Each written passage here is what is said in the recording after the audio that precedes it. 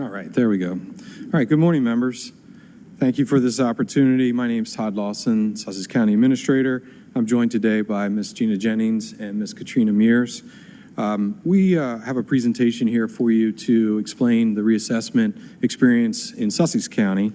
We attended last week's hearings and got to see and hear the questions related to the experience, mostly focused on Newcastle County. So we created a PowerPoint to walk us through what happened in Sussex, and also focus in on the appeals process, because I think a lot of the questions related to last week's hearing focused on the appeals process. So that's going to be information that we share. All three counties are different, and the experiences in all three counties were different. In Sussex County, we're a very large county geographically.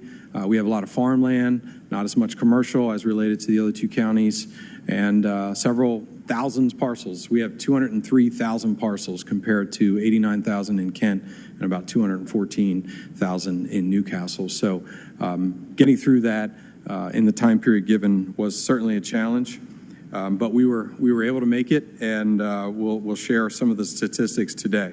Next slide, please. So I think one of the things that we did in Sussex, once we were put under the 4-year court-mandated process, was to plan ahead and think about what was important. You can advance, please. What was important for us was transparency and communication. And this was a 3 to 4 year process starting back in 2021 when we signed the contract with Tyler Technologies and started the data collection process. Our data mailers were sent out in 23, and then our evaluation analysis started. That was a couple-year process, and by 2024 of November 2024, our tentative value mailers were sent. Now, some attention was paid on when Newcastle values were mailed last week. Ours were mailed because that's what the contract said. We signed our contract in 21, and Tyler Technology had a schedule in that contract, and thereby we knew that by November of 24, our tentative values were going to be mailed out, and we hit that mark. By late 2024, we started our informal hearings, and that ran into 2025, and by March of 25, we started our formal hearings with our referees going through the informal and formal appeals process. Advance, please. One of the things we did focus on the most was communication to our constituents, and that goes all the way back to 21. We held town hall meetings, virtual meetings, letting the constituents know what was about to happen. There was a lot of concern. In Sussex County, we hadn't really reassessed ever. We assessed one time back in the 70s and hadn't done it since. So there was concern that what was going to happen with their tax bills and their assessed values throughout the county. So we decided that communication was the key. We pushed out a lot of information. We had staff actually come up with content that we sent to a video production company, and we made videos that explained the assessment process and what was going to happen throughout. That was pushed out on our websites and our social media platforms, and based on the hits, it was a success. One of the more innovative ideas that we had was a public-facing calculator that we hosted on our website. Initially, the calculator showed what the assessed values were going to be in a range of assessed values based on the valuations. Eventually, as the school districts set their rates, we were able to bring those ranges down pretty tight and explain what the tax bill was going to look like for those individual properties based on the school district locations. So this gave the taxpayers and the property owners the ability to foresee what was going to happen on their property and as it relates to their tax bills. I think that was a direct correlation in how our appeals process, or the success of our appeals process, went. And we had several thousand hits on those calculators, so it just showed the interest that was there. Next slide, please. You also helped us by updating Delaware Code. Last year, we saw what Delaware Code required for the counties as it relates to the timing of the appeals process. And believe it or not, the appeals were in Sussex only a month's worth of time.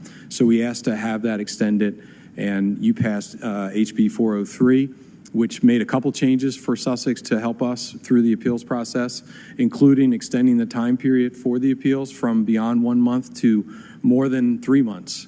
We were able to appoint our Board of Assessment Review and have alternates on that board so we could ensure we had a quorum. We were able to use referees, something that the other counties were using that we didn't have the authority to do. So we asked you for the authority, and in that bill, we were given that authority. And I think that helped us with the appeals process throughout the time. In October of 24, we announced the appeals process and advertised a need for qualified referees and our Board of Assessment members. Those boards and referees didn't exist. We had to go out, find them, interview them, and the county council appointed those members by December. And then in January, we started in earnest. We had a scheduling software that was hosted on our website whereby the citizens could come in, start to schedule their meetings for their appeals, and then meet with our referees. We renovated a wing of our admin building so that we could host those meetings, buying equipment and furniture and bringing in the referees every single day so that those meetings could take place. Multiple days of meetings and multiple days of training, and then by March 1, we were able to begin the formal process in earnest. I'm going to invite Ms. Jennings to come forward. She's going to go over the statistics related to the reassessment appeal process, which I hope you'll find very interesting. Ms. Jennings.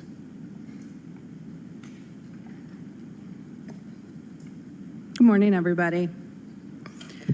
So I want to get into a lot of the statistics. I heard you ask a lot of questions of Newcastle County, so I wanted to put a lot of that together and how it was impacted in Sussex County. So just like in Newcastle County, there were multiple steps of hearings. So there was the informal hearing that was held by Tyler Technologies.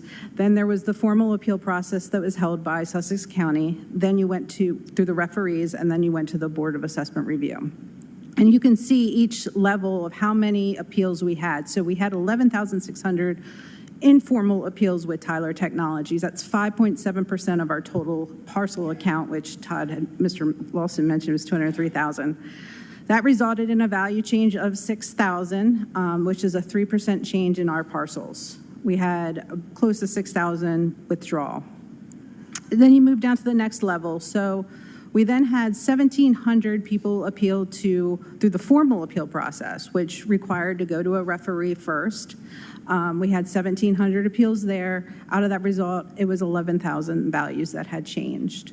And then if the person was not happy with the appeals process, the referee, they went to the board, and that was 71. And right now we have one pending in Superior Court. So as you can see, we whittled away at it to get to the point where everybody was heard in time before the tax bills had gone out. Looking at some of these percentages, I do want to point out that these are in line with national averages. The only percentage that concerned me as we were going through this was that we only had less than 1% of formal appeals. So what we did do is we advertised a second time in the paper to say, hey, it's open, come and appeal. So that was the only percentage. All the research that I did, typically an appeal does result in a favorable appeal. From what I can see, that range is usually 40 to 60%, and we're within that range. Now go down to the property types in Sussex County. You can see most of our properties are residential. That's about 88% of the parcels. That is nothing like Newcastle County has. So we do have most of them. When you look at the number of appeals, 89% of our appeals are residential. So I didn't see any correlation there that I had me any concern on the type of appeals that we were seeing. Next slide. Moving over to the values and then shift of values that we saw. Again, focusing on what I heard on Tuesday, our shifts were not as extreme as they were in Newcastle County. So you can see the 1974 values and the percentages of each of those categories. You'll see residential was still 84% of our tax base in 1974 values.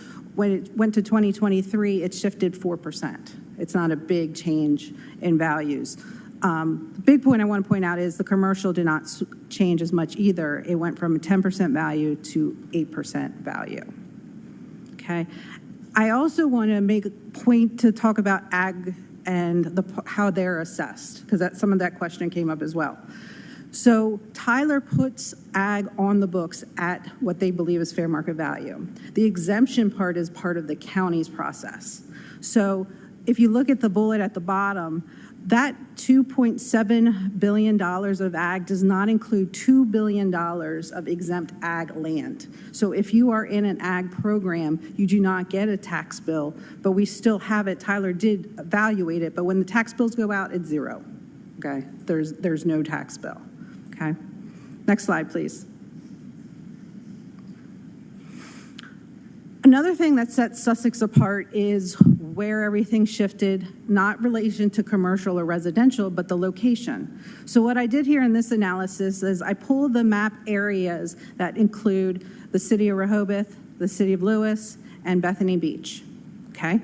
So prior to reassessment, those values in those three small areas over on the coast made up 45% of our tax base.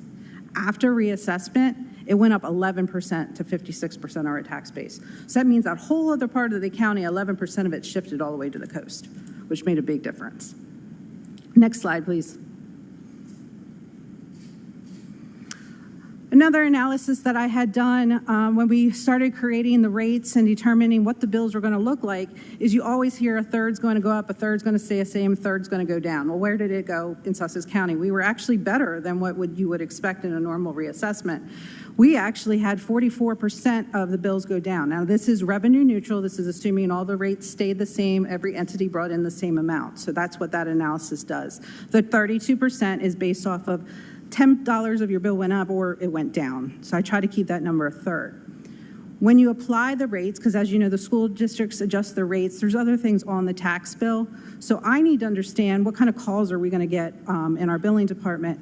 In the end, when the bills went out, almost 50% of our tax bills actually went down. So we didn't get the calls that others are experiencing.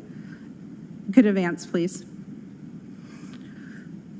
So here we are after September 30th. Normally when the tax season is all over, I can take a breather. I asked my billing department, so where were we in collections rates at this time last year? We had 82% collection rate. This year, 88%. So our collection rate is actually up, and it probably has to do with our bills going down. Usually, once all the payments are in, we're still receiving September 30th payments. We're in around the 90% range, so it's nothing like we're getting a huge amount of money because of reassessment or anything like that. It's just the timing of things. So we absolutely, our collection rates are up. I do want to point, you did pass legislation to allow a payment plan. We had 166 people take use of that payment plan, which equates to $273,000 being deferred. Next slide, please. So, in summary, what helps Sussex? Three main things. Our commercial is nothing like it is in other areas. If you actually did an analysis, 60% of our commercial is probably small businesses. They have about $750,000 of taxable assessments, 60% of the property. So we have a lot of small businesses. Coastal area, I showed you that slide. And I do want to say our course of action was on target. We first went after Kent so we could follow what Kent did. We had a lot of planning. We did a lot of analysis. We did a lot of communication. And next slide, please. So here's some of the action steps for all of the planning that we had done.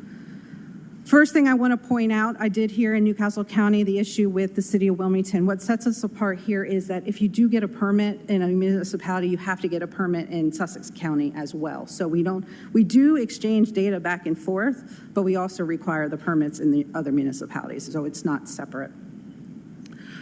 We have regular communications with the schools. I had monthly meetings. Sometimes I met with them a couple of weeks when this reassessment process was going on. There was the bills being floated. We had that conversation going back and forth to making sure we were on the same page.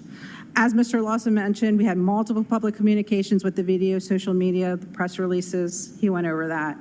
We gave the taxpayers some additional tools. So Mr. Lawson talked about the calculator. We also did something extra for the ag community. When you got the tentative value notices, we put another piece of paper in there that if it was green, it says you could have qualified for that tax exemption, but you're not in it right now. Take advantage of it. And then we also put the ag form in there with the bill to give people a heads up. Taxes were low at the time. Maybe you didn't care to be in the program, but we want to let you know you could qualify. So we did do that extra step for the ag community as well. Our appeals process was efficiently planned. It was completed in time before the bills went out. We did a lot of data analysis. As you can see, I'm a data person.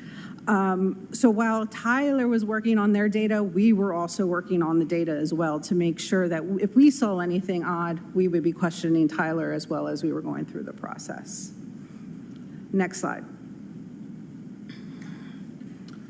So 2 quick recommendations. First thing is, this was mentioned before, Newcastle County had mentioned that the State Farmland Evaluation Advisory Committee is not meeting right now. I'm not aware that it's meeting. The last report we got first was from 2017. So we do ask that this gets reconvened. They do set the rates for farmland.